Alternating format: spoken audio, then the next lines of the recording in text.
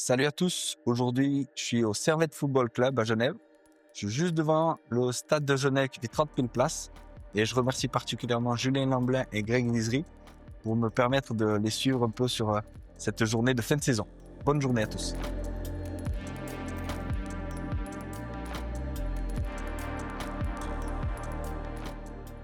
Et donc ici, ouais, on n'a pas de Servette, il n'y a pas vraiment de centre d'entraînement propre. Donc les joueurs, en fait, ici, ils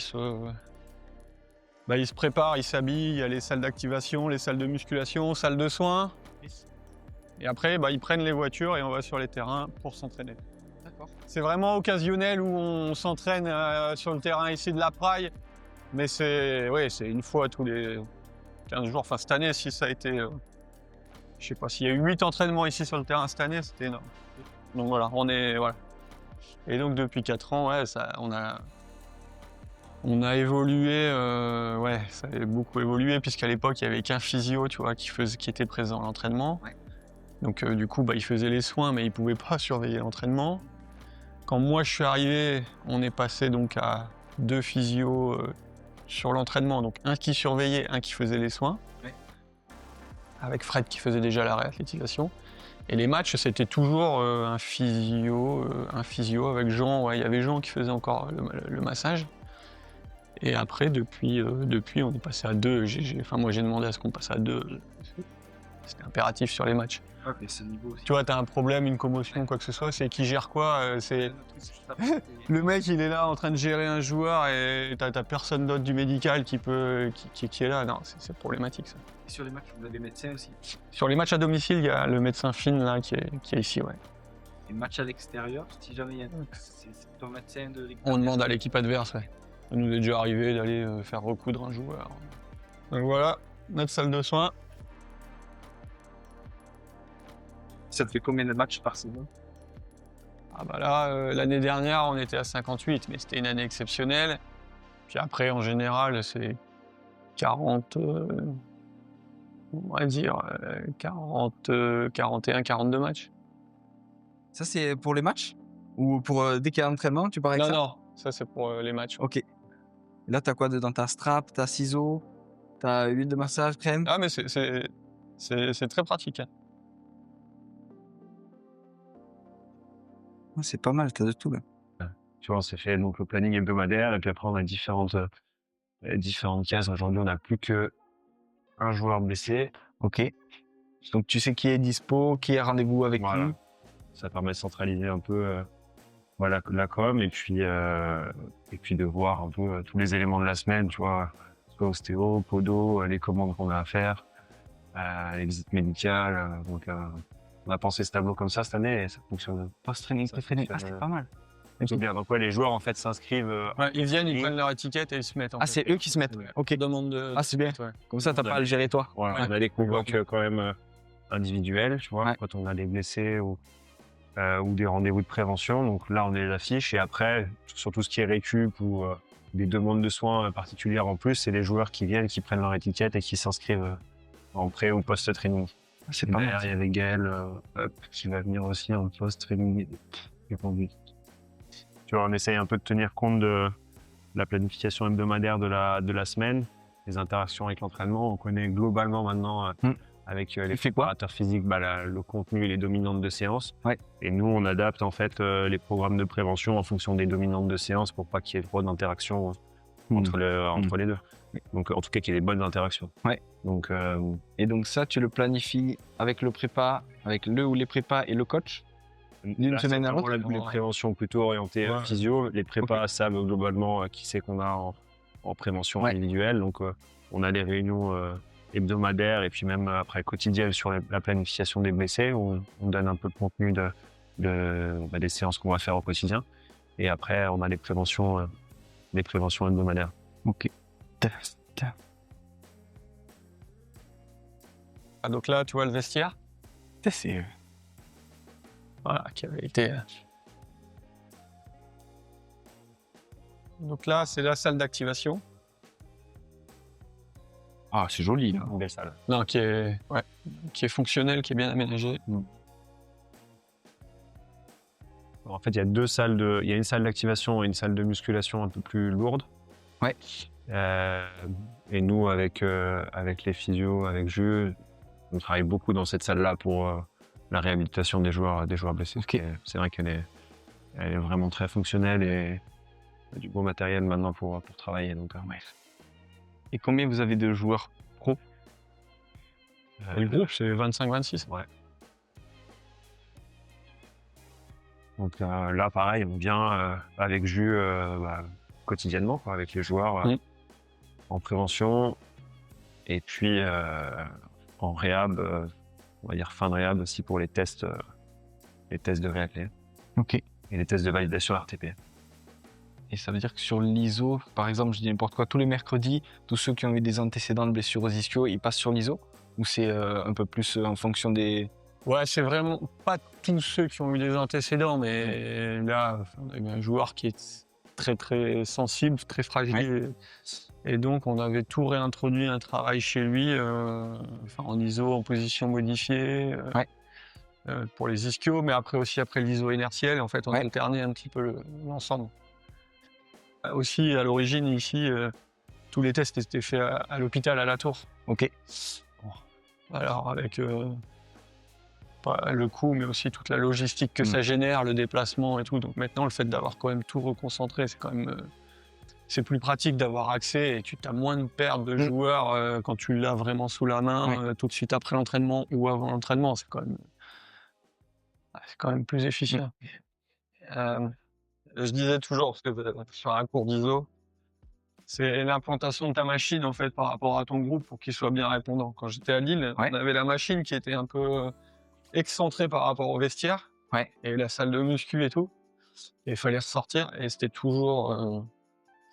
en fait, on avait des pertes dans l'utilisation parce que en fait, le fait de devoir se déplacer, de ne pas l'avoir sous la main, il faisait pas... et il mesurait pas l'importance de le faire.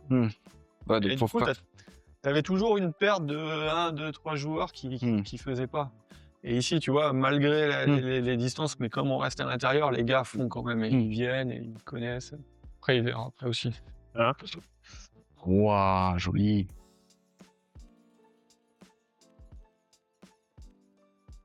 Oh, là, ça met la pression quand même. Alors, petit truc.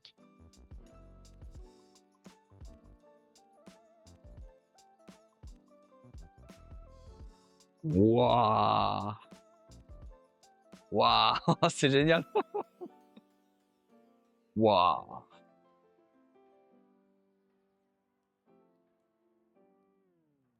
Donc vous, c'est la maison ici. Et du coup, l'organisation pour les matchs à domicile, vous êtes combien de kinés? Pour les matchs à domicile, deux physios. 2 physios? Ah oui. 2 physios et un médecin. Et deux physios et le médecin qui arrive. Sauf en Europe. Sauf en Europe, on était pour aller. Ouais, en Europe, quand il y avait les matchs tous les 3 jours et les matchs Coupe d'Europe, on était souvent à 3, Ok. Ouais, donc ça rajoute quand même... Il y a toujours un petit truc, truc en plus, tu vois. À 2, on arrive à s'en sortir à domicile, mais, en championnat, mais Coupe d'Europe, il y avait toujours un petit truc particulier. Et 3, c'était jamais de trop. Ok. Et surtout, il y avait aussi la caméra sur les matchs de Coupe d'Europe. Ok. Donc on avait un retour iPad pour les blessures, donc c'est vrai que ça me met génial, ouais. Et ça, c'est vraiment bien. Mais donc oui, c'est bien si tu as quelqu'un en plus pour être sur ce poste-là. Et donc sur un match type Coupe d'Europe, il y en a un qui a l'iPad pour voir qu'est-ce qu'il y a comme potentielle blessure, un qui va le terrain. Ouais, 2. Ok. 2 terrains, D'accord, donc ça veut dire que les deux, vous êtes entre guillemets aptes à partir... quoi qu'au foot, vous devez attendre le feu vert de l'arbitre. C'est ça, C'est ça. Ok. Donc tu attends que l'arbitre il appelle soigneur en gros et tu viens, soit toi, soit médecin, soit un autre physio. Ça. Est-ce que vous avez vous communiquez par signe ou tu vois, c'est-à-dire au lieu de faire par micro ou quoi? Alors tu sais, il y a le signe un peu remplacement, mais est-ce que tu communiques par signe justement par rapport à Greg en lui disant je sors, ou est-ce que tu arrives à entre guillemets à l'interpeller juste quand il est sur le banc en lui disant voilà je sors, s'il y a un truc c'est pour toi? Ou tu vois, comment vous comprenez? Ouais, non, on se comprend. Vous surveillez le nôtre et tu surveilles le terrain en même temps. Mais moi, c'est une des choses qui me surprend, c'est que quand j'étais aux États-Unis, avant le match, en fait, tu as un débrief avec les soigneurs et tout, l'équivalent des... Voilà. Et en fait, il y a 3-4 signes. Et c'est très simple, en fait, un changement, Ouais, ouais. ça, c'est l'ambulance, c'est vraiment des signes particuliers. Et en fait, ici, il n'y a pas ça, en fait. On a maintenant notre partie un peu bureau et puis surtout l'affichage ici quotidienne de tout l'entraînement et de tous les meetings que les joueurs ils vont avoir. Ouais. Ça c'est quand même top parce que les joueurs qui sont en ce moment-là, ils ont un retour direct sur les différents meetings et puis nous ça nous permet après d'organiser un peu nos rendez-vous avec les joueurs que ce soit sur les soins et puis sur après le travail de prévention et de réathlé dans la salle d'activation que tu avais tout à l'heure. Ouais. Donc voilà. Le championnat de Suisse, on va peut-être l'occasion d'en reparler, mais en fait, il est divisé en 3 rounds principaux et après un 4e qui va être la phase de play-off où les 6 premiers s'affrontent et les 6 derniers s'affrontent dans des mini-championnats. Ok. Pour déterminer donc le champion, les phases européennes et puis en bas ceux qui vont descendre. Et donc ça, c'est notre planning à l'année avec tous les matchs. Bien évidemment la date du jour, mais ça nous permet aussi de centraliser après toutes les interventions des autres intervenants, que ce soit ostéopathe, pédicure, et peut-être aussi des blessures de différents joueurs. On a la particularité commune d'être tous les deux passés par les gens sur le vieillard. Ouais. On s'est pas croisés, mais voilà. Ah ouais? À ce moment-là, il était trop jeune. Ok. Tiens, je te mets ça. Ah ouais. Donc il était chez les jeunes, les gens avant de partir à Juventus. Toi, quand t'es habituellement, t'es plus partie de terrain. Non, on varie. Moi, avec Bastien, on est là la moitié du temps. Ok. Enfin, 4e physio. Et puis Greg et Jus sont là plein temps. Et en plus, pour les joueurs, il y a Manu, ostéo, qui bosse aussi à la tour, qui vient quelques fois aussi, une fois par semaine au moins. Podologue aussi qui viennent, en plus, pour les autres intervenants.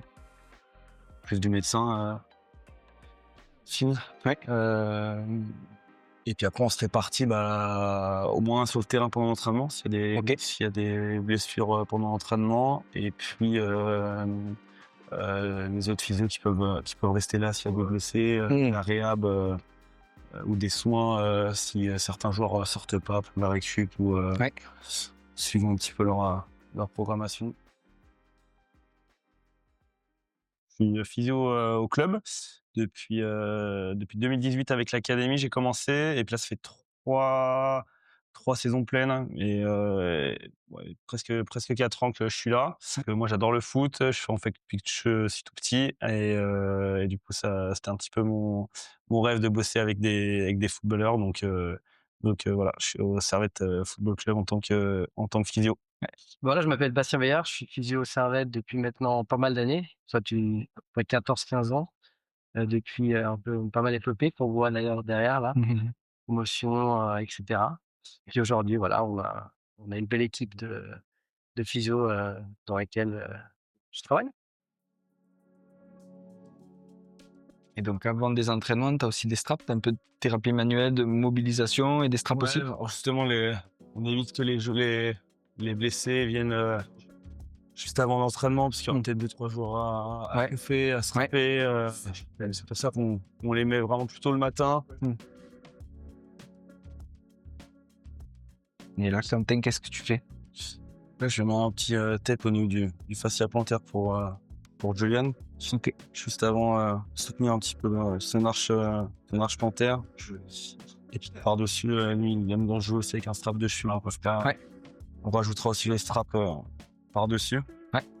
C'est de cheville un peu léger. Avant, il avait l'habitude de mettre un peu plus de rigide, mais juste avec son intervention, ça vous met une plus pression au niveau du 5e méta.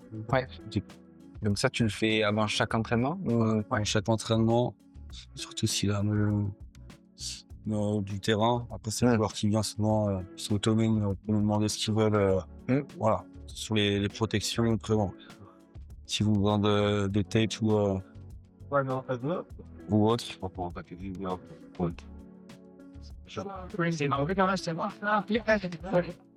Et du coup, le fait que tu tapes avant, ça change aussi ton strap après? Ou tu le fais un peu différemment? Non, T'as le mais break ou- mon strap après, le strap de cheville, on va le mettre juste par-dessus. Ok. Et tu disais qu'il est léger, c'est ça ton strap de cheville? Ouais. Sinon, là, on met pas de strap rigide. Vraiment du tirail qui est assez souple. Voilà, vraiment de la préhension.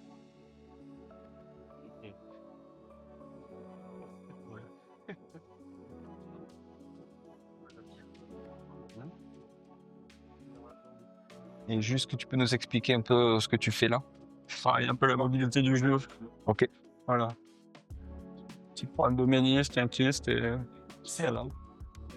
Quand il y a un petit bout au niveau du ménisque pour articulaire, ouais, j'aime bien mobiliser. Travailler les glissements, travailler toutes ces petites mobilités là, c'est important. Ouais. Et les joueurs après, ils aiment bien, ils sont demandeurs de ce type de technique-là? Moi, j'adore, hein. T'adores? Je demande ça tout le temps. Et tu te sens comment après? Ah bah franchement, ça me fait du bien. C'est surtout quand j'ai passé la nuit à la maison couchée et puis que je viens là le matin, c'est bien de mobiliser un petit peu. Donc ça fait toujours du bien. C'est énorme. Petite routine, mais ça, non, Ouais. ça va vite. Ouais. Et quand t'as vraiment un doute sur le ménisque, ouais, c'est toujours un truc, travailler sur ces micro-mobilités comme ça. Ouais. Là, et je suis coordinateur médical. Ouais. Je suis au club là depuis 4 ans. Donc, je suis originaire de Lille. Ok. J'ai travaillé une dizaine d'années au LOSC, là, dans le foot, déjà. J'ai eu l'opportunité là de partir au Canada, donc j'étais parti pour une équipe locale là-bas, mais dans le championnat de MLS. Ouais. Je suis revenu ensuite en France. J'ai bougé à Rennes, j'étais aussi avec l'équipe de France Espoir. Ouais. Et puis voilà, je suis arrivé là il y a 4 ans, une belle rencontre.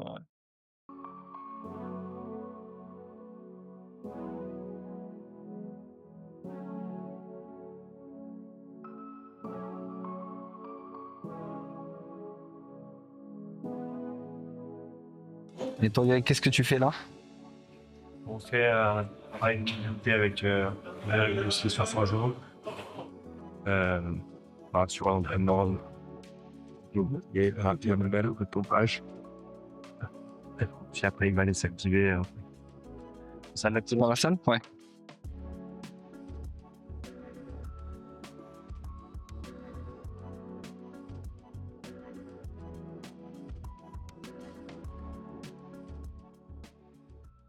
Je m'appelle Grégory Visery, donc je suis physiothérapeute pour l'équipe première de Servette depuis 2 ans. J'ai commencé ma carrière avec Evian Tonon-Gaillard, donc qui était un club de Ligue 1 à l'époque. Donc j'avais fait 4 ans en Ligue 1 et une année en Ligue 2. Et à l'époque, en fait, le club était déjà, on va dire, partenaire avec l'hôpital de la Tour, parce qu'en fait, on avait donc des visites et des bilans avec la Tour et le docteur Finn Mahler. Donc je connaissais déjà Finn Mahler et puis François Fourchet de cette époque-là, il y a une dizaine d'années. Après ça, j'ai travaillé pendant 7 ans pour un organisme de formation continue en kiné du sport. En parallèle, on s'occupait donc de suivi de joueurs de foot et puis aussi de tennis. Donc j'ai fait quelques années sur le circuit ATP et WTA, notamment avec Serena Williams et Grigor Dimitrov. Et puis aujourd'hui, donc je suis salarié à 90% ou 90% comme on dit ici au Servette. Et puis j'ai une demi-journée de consultation à l'hôpital de la Tour. C'est parti. Allez, tu pousses. Voilà.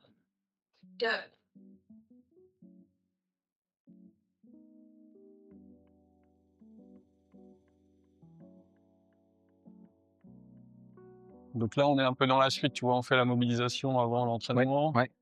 Là, il y avait toujours un petit déficit d'activation au niveau du quad. Ouais. Donc en pré-training, on propose justement de remettre un peu des séances focus quadri, donc aussi bien ici qu'en salle. Ok. On varie du neuromusculaire, mais aussi un peu l'isocinétique. Ok.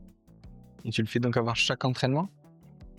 Pas avant chaque entraînement. Pas avant chaque entraînement, mais 1 ou 2 fois par semaine. Ok. En tout cas. Et tu te sens mieux après, quand tu l'as fait? Ouais, ça me permet de bien le chauffer et puis ça m'aide quand même pour la douleur pour l'entraînement. Allez, quand tu veux, allez, tu pousses. Ouais, on est toujours dans l'entre-deux en fait, où on essaye de faire avec le BFR et l'ISO. Et c'est aussi après la sensation avec le joueur, comment il sent, par rapport à son genou, si c'est un peu plus réactif, s'il a un œdème un peu résiduel et tout. On voit avec lui ce qu'il préfère Et tu adaptes en fonction de si lui dit que ce qui lui fait du bien, c'est l'ISO. Voilà. C'est ce qui est essentiel, hein. C'est toujours de discuter avec l'athlète et de voir ce qui lui va. Ce qui lui va sera toujours plus efficace que le reste. Voilà. On est sur un travail cardio, travail énergétique. Donc, on a plusieurs ateliers. La corde où il travaille sur 4 minutes en 40 d'efforts, de récup, pardon. Après, il bascule sur l'ergo, où on est pareil sur un travail en intermittent, 40 secondes d'effort, 20 secondes de récupération, 4 minutes, résistance 8. L'idée, c'est qu'il soit au niveau intensité à 2 minutes, 500 mètres et 2 minutes. Ça correspond à cette intensité.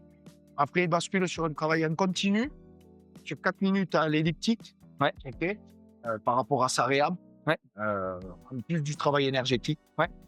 Et on finit le bloc par un travail continu sur le winch, pareil, 4 minutes. Donc, ça fait 4 étapes 8 et 8, 16 minutes de travail sur les 4 ateliers. On récupère 4 minutes et on réenchaîne. Voilà. Mais c'était intéressant quand même de lui faire prendre un petit peu d'épaule, un petit peu de masse musculaire, sachant qu'en période de saison, quand tu joues les 3 jours, T'as jamais le temps de le faire. c'est pas possible. C'est pas possible. Voilà. C'est top. Steve, tu joues quel poste? Défenseur central. Ok, Donc des chocs et tout ça répété. Ouais, c'est ça. Je pense que c'est important de mettre des Fredo, d'avoir un travail aussi haut du corps. Ça n'a pas tellement la possibilité de le faire sur une semaine en continu. Donc là, c'est le côté un peu positif de la blessure. Travailler là-dessus. Je m'appelle Frédéric Dubrana, ça fait une petite dizaine d'années que je suis là. J'arrive à une dizaine d'années gentiment. Donc, je suis préparateur physique. Voilà, de l'équipe pro. Je m'occupe essentiellement des joueurs blessés sur la partie énergétique, plus sur le travail de force avec les joueurs. Voilà un petit peu ce que je fais au sein du club. Après, je viens d'un milieu qui est complètement différent de celui du foot. Je viens du milieu du rugby. J'ai joué pas mal de temps. J'ai entraîné aussi. J'ai entraîné aussi au Servette. Voilà. Et donc là, Fredo, on est en fin de saison, donc tu as moins de joueurs blessés. Et quand on a plusieurs à gérer, tu les gères tous dans la même salle ou tu répartis comment? Alors, ça dépend des fois. Parfois, je peux en avoir. Soit si on peut les mettre ensemble, c'est que mieux. Mais les blessures sont souvent pas les mêmes. Donc il faut ajuster. Il faut toujours adapter. Après, tout dépend aussi. Stop, Steve, dernière session. Tout dépend aussi du travail qu'il y a avec des physios pour éviter qu'il y ait des bouchons et que les joueurs attendent. D'accord. Donc, il y a aussi cet ajustement qu'on doit faire en fonction du travail des uns et des autres.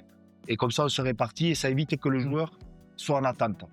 Donc, le joueur, il bascule. Il arrive, il a son programme. Et il tourne.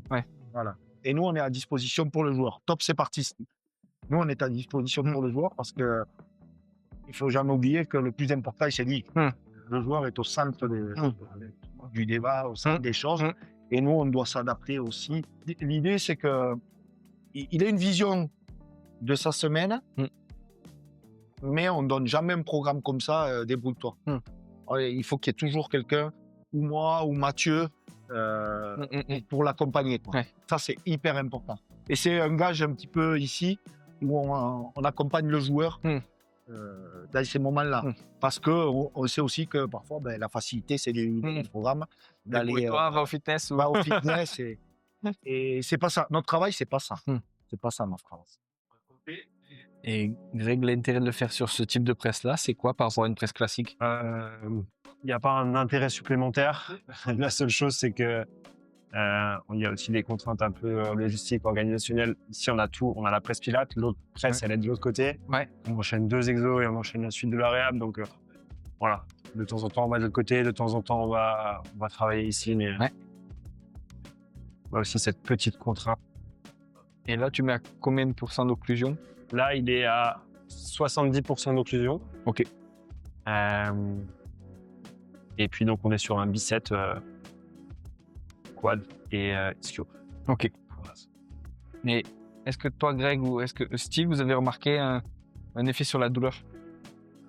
Moi, c'est un outil que j'utilise beaucoup, le BFR, justement pour ça, ouais, pour l'aspect antalgie, contre la contrainte, on va dire, métabolique pour le développement de la force et Ouais. le développement de l'hypertrophie. Il y a aussi l'aspect, effectivement, antalgique. Et c'est pour ça que dans le cadre de Steve, c'est 2 objectifs. Tu peux y aller, Steve. C'est 2 objectifs qui sont importants pour nous. C'est lutter contre la douleur, gagner sur l'amplitude. Et puis, on est encore dans une phase de sa réhabilitation où on a besoin d'accroître encore sa masse musculaire sur le côté lésé qui est encore un petit peu déficitaire. Et pour ça, on utilise le BFR pour utiliser les voies métaboliques de l'hypertrophie. Ah, c'est trop bien. Donc, on utilisait le BFR vraiment pour les aspects antalgiques, hypertrophie par les voies métaboliques. Ouais. Mais on réintègre quand même un pattern de squat. Là, on va augmenter un peu la charge progressivement et on sera toujours sur un objectif d'hypertrophie. Ouais. Allez, 2, 3, et monte, parfait.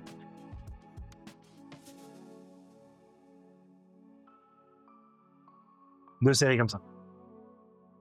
Et Greg, tu gères le tempo par rapport à ton objectif. Là, tu disais Ouais. hypertrophie. Ouais, c'est ça. Là, on est pour l'instant encore sur.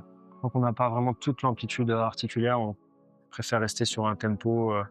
Voilà, en Plutôt contrôle, lent, avec du temps sous tension, ouais. avec du temps sous tension. On est encore dans cette phase qui n'est plus une phase précoce, mais qui n'est pas non plus la phase toute proche du retour au terrain. Donc, Priorité mobilité pour l'instant. Ouais, Ok. priorité mobilité, récupération du volume musculaire aussi au niveau quadriceps et sujet-jambier. Ouais, donc super bien, prends le temps.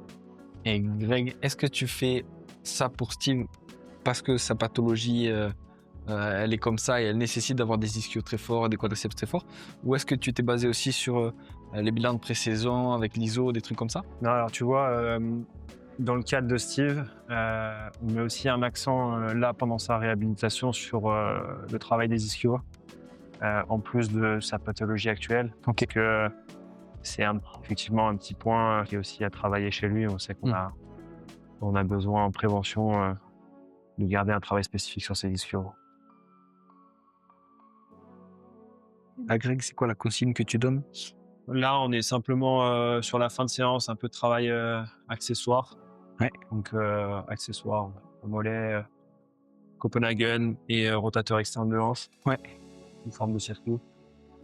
Parce que tu sais que c'est des muscles qui sont sollicités, qui vont être encore plus sollicités à la reprise et au Ouais, foot. c'est ça. Et puis, il faut qu'on maintienne quand même les qualités musculaires du reste du corps, quoi. Il y a le genou, mais pas que. Donc, voilà, on tient compte du reste. Et, on réintègre un peu tout progressivement. Ouais. Dernier tour, c'est.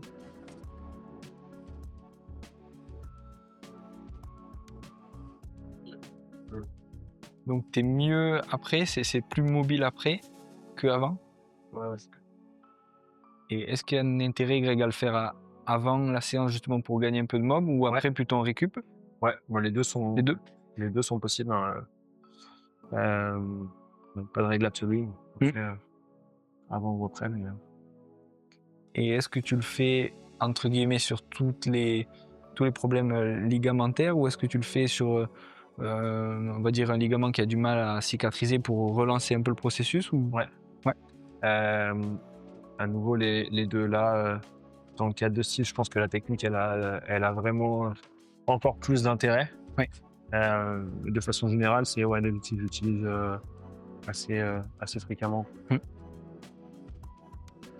La Greg, c'est un genre de contracter, relâcher, étirer pour gagner en flexion.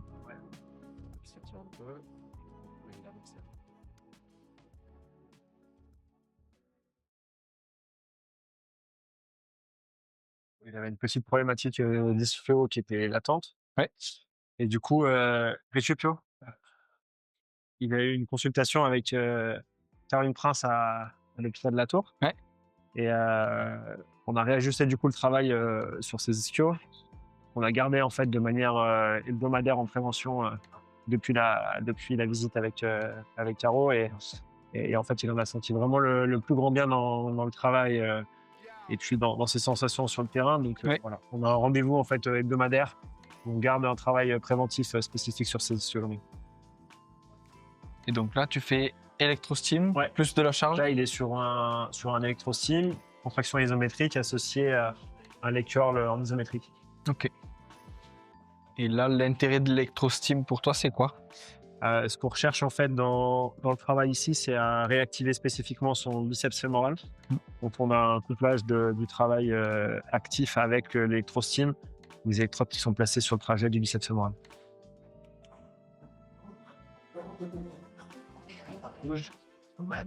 Génial, et je viendrai vraiment engagé avec gros emplois. Voilà. Et donc, Jules, tu disais au niveau consultation médicale, ça a lieu quand par rapport au match? Donc en fait, à chaque post-match, à chaque début de semaine, donc pas la journée off, mais à la reprise d'entraînement, Ouais. on a l'habitude d'organiser une visite médicale avec Phil, avec le docteur Meller. Donc en général, on démarre à 8h et puis ça fait passer tous les joueurs à évaluer par rapport au match, ou les joueurs dans le suivi. Alors, on ne fait pas forcément toutes les semaines, Ok. mais régulièrement, on lui montre les joueurs à voir. Ok. Et donc, c'est vous qui prenez la décision en fonction des matchs? De faire venir. Ok. Voilà. Et si vraiment il y a une urgence, en général, dès la journée de repos, si on juge qu'il y aura un besoin qu'il y a une gravité, voilà, et qu'on a besoin rapidement d'avoir un avis, une décision, on appelle Phil et puis on règle tout de suite avec l'hôpital. On court toujours un médecin pour si Phil n'est pas dispo, pour voir le joueur et puis tout de suite anticiper les examens. Voilà, c'est comme ça que s'achève notre vlog au Servette Football Club. Je remercie encore tout le club et ses intervenants de m'avoir ouvert leurs portes. Et on se retrouve très bientôt pour un nouveau club ou une nouvelle structure.